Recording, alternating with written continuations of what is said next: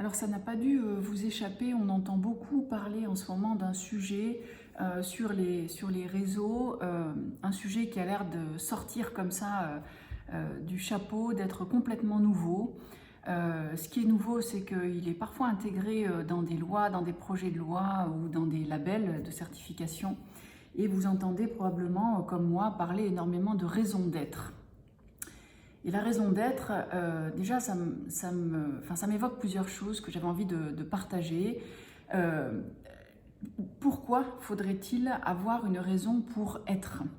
Je crois qu'il y a beaucoup de confusion entre le fait d'être et le fait de œuvrer, de faire, de manœuvrer, de conduire, d'opérer, de transformer quelque chose dans la matière. Je me rappelle d'une session de travail qu'on avait organisée avec un de nos laboratoires, un laboratoire sur les RH, où on avait assemblé, comme on essaye de le faire régulièrement, les utilisateurs, enfin les managers, ou en tout cas les producteurs de l'expérience RH, autrement dit des DRH, des responsables, des managers, et puis des gens qui vivaient cette expérience. Autrement dit des collaborateurs avec plusieurs rôles, plusieurs statuts, plusieurs missions.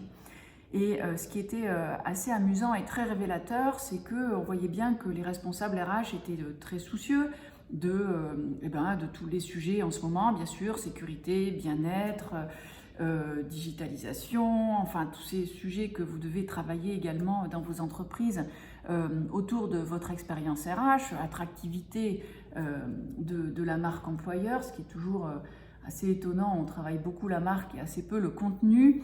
Et finalement, on essayait justement de travailler l'intérieur de cette expérience avant de pouvoir en parler. Finalement, la marque employeur, c'est rien d'autre que l'écho de quelque chose qui se passe à l'intérieur. Et si on pense que les échos ne traversent pas les murs, je pense qu'on se trompe, qu'on se fourvoie. Les échos traversent toujours les murs et les contrats se connaissent. Le contrat de travail, c'est un contrat relationnel avant tout. Et ce qui était assez amusant, ou en tout cas très édifiant, c'était de voir que quand on a mis les deux groupes ensemble, la demande numéro 1 des collaborateurs, des équipiers, enfin encore une fois, quel que soit le type de travail, de mission ou de statut, si on veut parler de statut, en numéro 1 arrivait le métier. On veut avoir un métier intéressant, épanouissant, qui nous plaise, et un métier qui soit augmenté des dernières modernités, quoi. Donc le côté digital venait non pas rendre complexe ou rendre très différent, en tout cas comment on pouvait appréhender toutes ces innovations en partie technologiques, mais pas que, technologiques, organisationnelles, mentales aussi tout simplement, comment on pouvait appréhender leur métier et la transformation de leur métier pour que ce métier-là, qu'il soit très transformé ou pas d'ailleurs, continue à être un métier intéressant. Et dans cet ordre d'idées-là, on ne peut pas les exclure de la transformation des métiers. Et la seule chose que je voulais éveiller, c'était le fait de dire les gens demandent à ce que leur métier soit intéressant. Pas simplement le cadre de travail, pas simplement le management, mais le cœur du métier de DRH ou de dirigeant en ce moment, c'est bien la transformation des métiers. Est-ce qu'il existera? Oui, non. Complètement plus du tout. Transformé? Oui, non. Oui, tout est transformé. À quelle hauteur, à quel degré et comment on fait pour transformer ces métiers?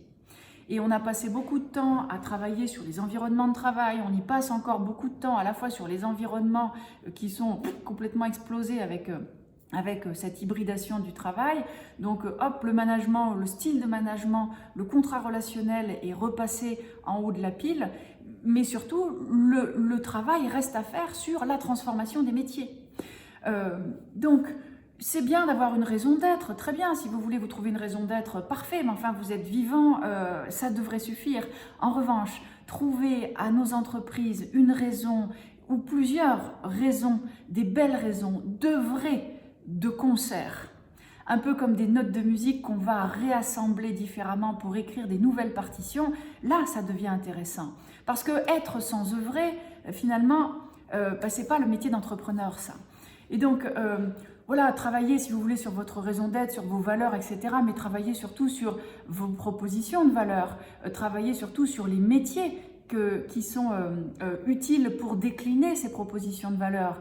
Et évidemment, maintenant, on a complètement réencapsulé tout ça dans un environnement plus global, avec un environnement tout court, avec la Terre. Est-ce que nos métiers sont vraiment utiles à la société? Est-ce qu'en notre âme, cœur, conscience, on se sent de continuer à faire ce métier-là? Enfin, chacun est invité aujourd'hui à se reposer la question du cœur de son activité.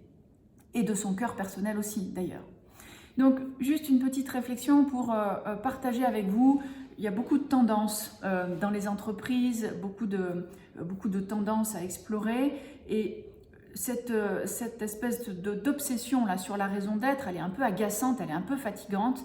Il n'y a pas besoin d'une raison pour être. D'ailleurs, la raison et l'être sont deux espaces assez différents.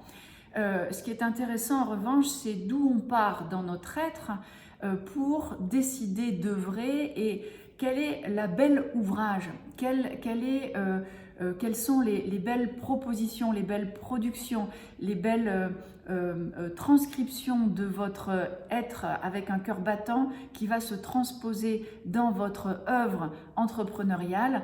C'était mon message pour vous. Dirigeants, entrepreneurs, et on peut être entrepreneur à l'intérieur d'une entreprise, donc ça concerne aussi bien sûr toutes les personnes qui managent des projets, qui œuvrent à l'intérieur d'une organisation, que ce soit une entreprise, une association. Pensez à votre raison d'être si vous voulez, bien sûr, mais ne vous faites pas trop de mal avec ça, pensez plutôt à votre belle raison d'œuvrer. Quelle est votre belle raison d'œuvrer et d'œuvrer ensemble, et à quoi ressemble-t-il cet ensemble? Voilà, quelques idées que j'avais envie de partager avec vous. Je vous souhaite une très belle continuation. À très bientôt.